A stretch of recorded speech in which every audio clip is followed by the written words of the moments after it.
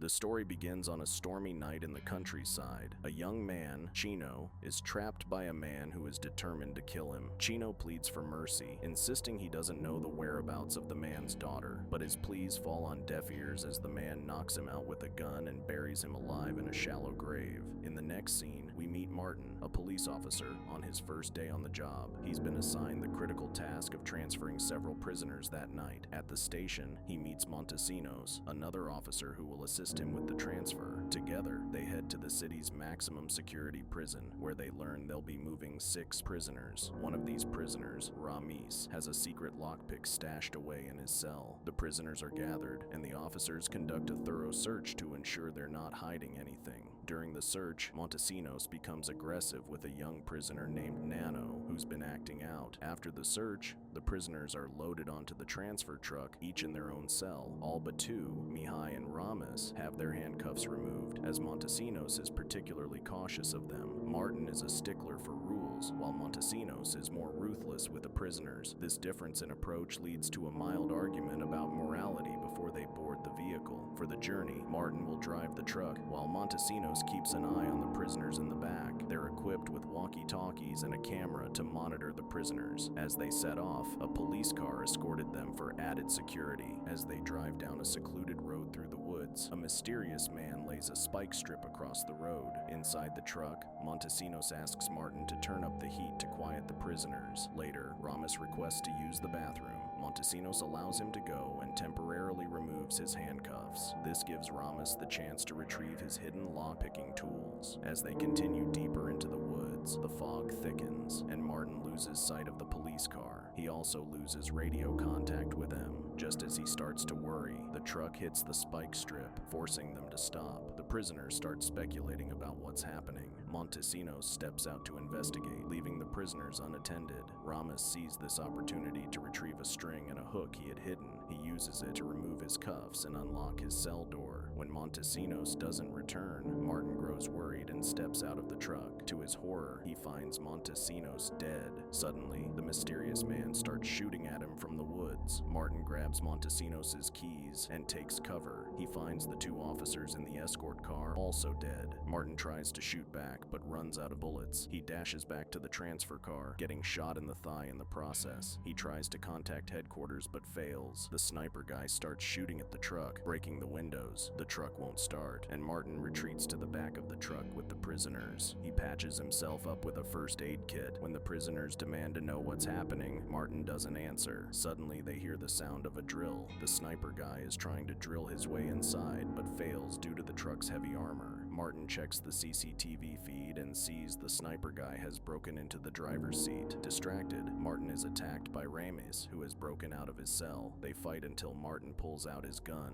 He questions 𝐕𝐲𝐼, asking if the sniper guy is a friend trying to break him out. 𝐕𝐲𝐼 denies this. Meanwhile, another prisoner, Pardo, notices his seat is wet with gasoline. His cell is set on fire. Martin grabs a fire extinguisher and asks for 𝐕𝐲𝐼's help to open Pardo's burning cell, but it's too late. Pardo has burned to death. While Martin deals with Pardo, 𝐕𝐲𝐼 frees the other prisoners, including Ray, whose cell is also starting to burn. Now, all the prisoners are out of their cells. Outnumbered, Martin points his gun at them and threatens to shoot, but they're interrupted by the sniper guy speaking through Martin's comms. He promises that if the inmates open the door, he will let them walk free. 𝐕𝐲𝐼, the gangster, is tempted by the offer and approaches Martin. However, the inmates don't trust the sniper guy and attack Martin. In the scuffle, the key falls to the floor. To avoid their attacks, Martin runs to the other side of the truck. While this is happening, 𝐕𝐲𝐼 finds the key on the floor and walks to the exit. But 𝐁𝐼, the youngest inmate, picks up the fire extinguisher and beats 𝐕𝐲𝐼 to death with it. This shocks everyone, and 𝐁𝐼 confesses that he knows the sniper guy. According to him, the sniper guy's name is Miguel, a corrupt cop who was kicked out of the police force. 𝐁𝐼 believes they will all be safe as long as they stay inside. In a twist of events, Miguel, the sniper guy, counters 𝐁𝐼's claims over the comms, asserting that 𝐁𝐼 is the one who's lying and that he's only after him. He threatens that if they surrender 𝐁𝐼, they will be spared, but if they resist, he will eliminate them all. He even brags brags about killing Nano's best friend, 𝐂𝐡𝐞𝐜, who was introduced at the start of the story. Not wanting to get involved in Nano's troubles, the other inmates attempt to wrestle the key from Nano to hand him over. However, Nano swallows the key, leading to one of the infuriated inmates knocking him out. While this is happening, Miguel is seen changing the wheels of the transfer truck and severing some cables off the vehicle. Back inside, Nano and Martin regain consciousness to find that the rest of the inmates have locked them inside a cell. The sniper guy has turned off the heater, followed by shutting off the rest of the electricity. Next, Miguel climbs into the driver's seat and starts driving away. Ramis now has the walkie-talkie and uses it to communicate with the sniper guy. He informs the sniper guy about Nano swallowing the key and asks if they can kill and gut Nano, but the sniper guy refuses because he needs Nano alive.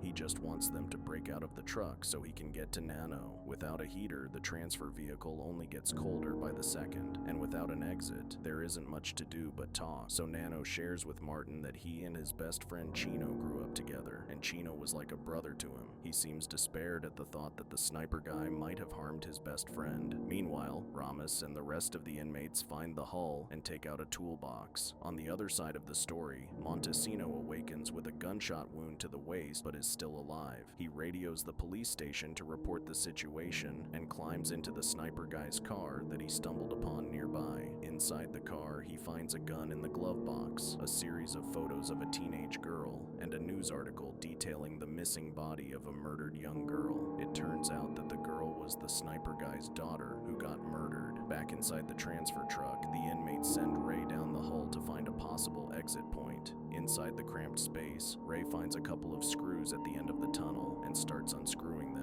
Suddenly, 𝐀𝐻𝐿 shows up with the sniper guy's car and starts shooting at the transfer vehicle. Miguel rams the vehicle against the car, throwing the passengers all over the place. To avoid getting rammed, 𝐀𝐻𝐿 tries to get ahead, but the truck starts ramming against the car several times until 𝐀𝐻𝐿 crashes into a tree. Miguel stops the vehicle, and the force causes Ray's head to hit a bolt sticking out. The sniper guy then steps out of the truck and watches as 𝐀𝐻𝐿 bleeds to death. When he begins driving again, Ramis communicates with Miguel again through the comms, telling him that they've tried everything they could to get out, but there's simply no exit. In response, Miguel says that, as the sun is rising, this is Nano's last chance to confess. Nano still claims not to know what he's talking about, so Miguel hangs up, ignoring Martin's questions. Afterward, Miguel drives to the middle of a frozen lake. He then steps out of the truck and starts shooting a few holes around it. He then walks away and waits for the inevitable. The ice breaks and the truck starts to sink. Water starts filling up inside,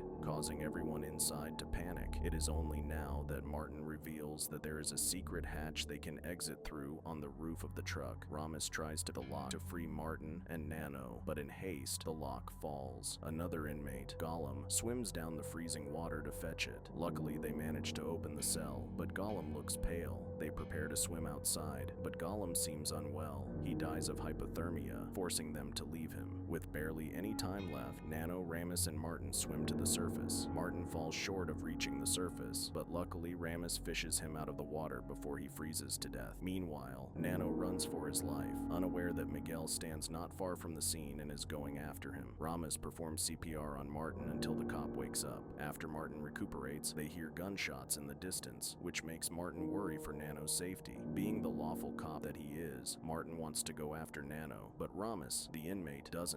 The two exchange looks, and Martin decides to let Ramis walk free to save his life. Martin wishes him luck, and they part ways. Next, the policeman follows the source of the gunshot until he finds Miguel on top of an abandoned building, shooting at Nano, but hasn't hit the kid yet. Before it's too late, Martin sneaks upstairs to confront him. Once they're face to face, he asks what Miguel wants out of all of this. Here is where Miguel, the sniper guy, tells a story about how his 13-year-old daughter, Soledad, went to a village festival one day where she met Nano and 𝐂𝐡𝐿. They got her drunk, then repeatedly raped her. Afterward, they put out their cigarettes on her, tied her to the back of a truck, then dragged her to death. After she died, they dumped her body somewhere, but it was never found by the police. As a grieving father, he only wants to know where the body is so he can retrieve it and bury it properly. Martin assures him that the law will justly punish Nano, but Miguel disagrees. As a former cop himself, he knows that the investigation was pointless too, because there wasn't enough proof to send the boys boys to jail, which has taught Miguel that the legal system doesn't work. Out in the yard, Nano starts running away, so Miguel shoots him in the leg. Martin then jumps at Miguel, and both men begin beating each other up. Martin uses a glass shard he finds on the floor to stab Miguel's hand. He gets the gun and aims it at Miguel, but the sniper guy slips downstairs to go after Nano. After reloading the shotgun, Martin decides to go after them. He walks in at the sight of Miguel beating Nano to a pulp, all the while questioning him about where his daughter's dead body is, but Nano refuses to come clean. To get him to stop, Martin shoots the shotgun up into the sky, while Nano takes the opportunity to hit Miguel in the head. The three are then interrupted when a police helicopter arrives. Thinking he's safe now, Nano cockily shouts that he will never tell Miguel where he buried the girl, before smiling lewdly. Seeing this makes something snap in Martin, so he shoots Nano in the foot, pins him down, and forces him to confess where Miguel's daughter is. Nano still refuses to answer, so Martin shoots his hand off. With very real pain, Nano finally confesses that he dumped the body inside a well in their home village, finally providing closure for Miguel. Right in time, the police squad arrives, and Miguel starts crying, overwhelmed by emotions. Many days later, a retired Martin stops by the police station to retrieve his belongings from his locker, and sees another officer replacing Montesinos' name with that of a recruit. The movie ends with Martin leaving the police force, possibly dishonorably discharged for attacking an unarmed Nano. However, despite it all, he feels content because he helped a grieving father cope with the unjust death of his daughter. And with that, the film concludes. Did this story spook you out? Let us know in the comments below. For more horror movie recaps, subscribe to our channel and we will see you in the next one. Fear awaits you.